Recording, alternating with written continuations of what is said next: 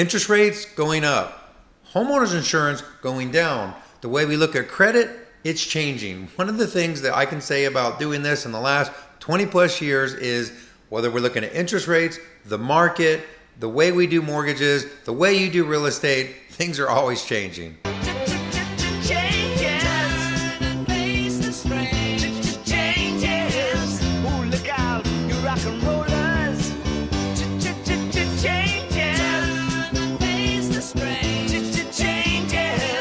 You know, the market is always changing, and I think things are actually changing in a good direction in a lot of ways. Unfortunately, interest rates not really participating. One thing that's changed, I've already done a couple videos on this, but this Vantage 4.0, which is a different way to look at credit.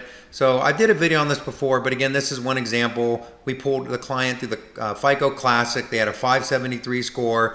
We pulled them through the new Vantage 4.0. They had a 672 middle score, which just allows us to help more buyers. Right now, there's not a lot of lenders using it, and we can't use it for FHA. It's very kind of fixed on what we can use it for.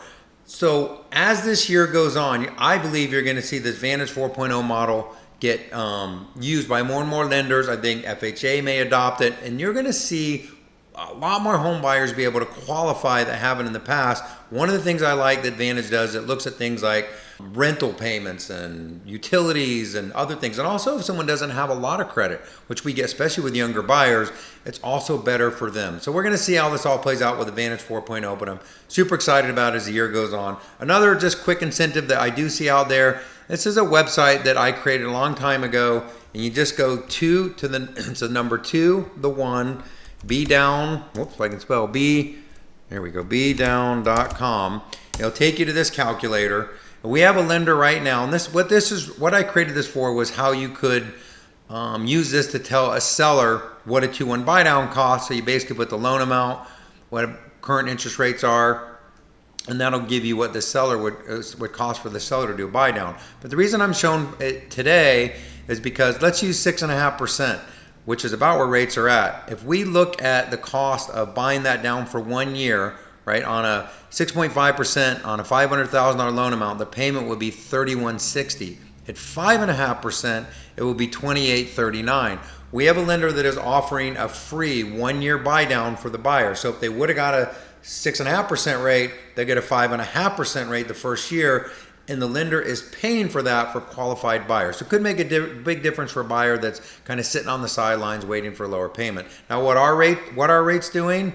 Nothing good. I mean, right now, 30-year fixed rates. Look at this, 6.62%. I feel like 2 seconds ago, I was showing rates at 6%. This is the chart kind of from the beginning of this year.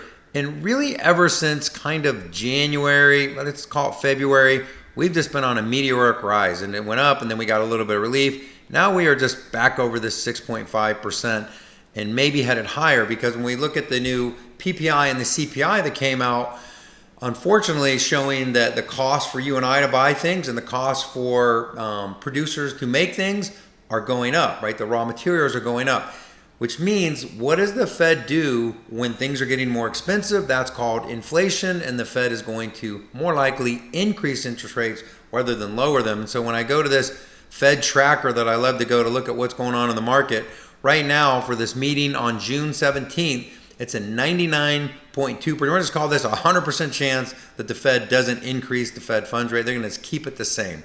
Keep in mind, we were pricing in 3 rate cuts this year. Go to July, 95%. We go to September, 80% chance. But look what's going on over here. We have almost a 17% chance that the Fed will increase interest rates, not decrease rates. And then we go to October. And again, now almost a 30% chance that the Fed will increase interest rates as this year goes on. So the 3 rate cuts are off the table, which means that rates are not going to go down if the Fed's not going to increase or decrease the Fed funds rate.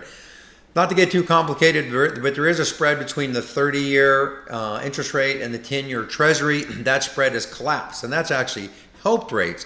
So even though we've seen the 10-year Treasury go up, and rates go up, they actually could be a lot higher. So we're going to look at that and maybe get that into a different video, just to know that I'm paying attention to all the details. And I think right now we're going to have a very, very flat market Though we do have some interesting things coming throughout the year that I do want to talk about. Last thing, I just want to look at the health of the market. This is an article that came out about housing foreclosure inch towards 2019 levels. And I'm going to use this chart here because I think it's better. Are foreclosures really going up? I mean, this is kind of where we're at now. So yeah, they're definitely going up. But are they going up historically? No. I mean, foreclosures going up is something to pay attention to. And we do want to look at that. And over the last, 4 years or so, they are on their way up. But remember, they were historically low. All that to say that we're not really seeing a foreclosure crisis. We're not really seeing any type of major price depreciation in most markets. And we don't see a lot of distressed markets. What we really see is a market that's kind of, again, has this buyer participation problem. Inventory is not ridiculously high. Buyers are just participating at ridiculously low levels. So we need lower rates or incentives to get buyers off the fence. Maybe it's a 2-1 buy down or the 1-year buy down we're doing. Maybe it's the Vantage credit system that gets them higher credit. We don't know. We'll see. We also have a new Fed president that's coming in that just got confirmed. So we have that. We could get past the Iran conflict. That could help. Price of oil could go down. A lot of things that could help, hopefully, as the year goes on. We're going to pay attention to all this and more. If you have a special scenario or situation, call me personally because every scenario, every buyer is different. And what we can do to help them as a broker is going to be different as well. As more information becomes available that moves the market, we're going to cover it right here. This is Race Robinson, your favorite Florida mortgage broker. Have a great day, great week, and I'll talk to you soon.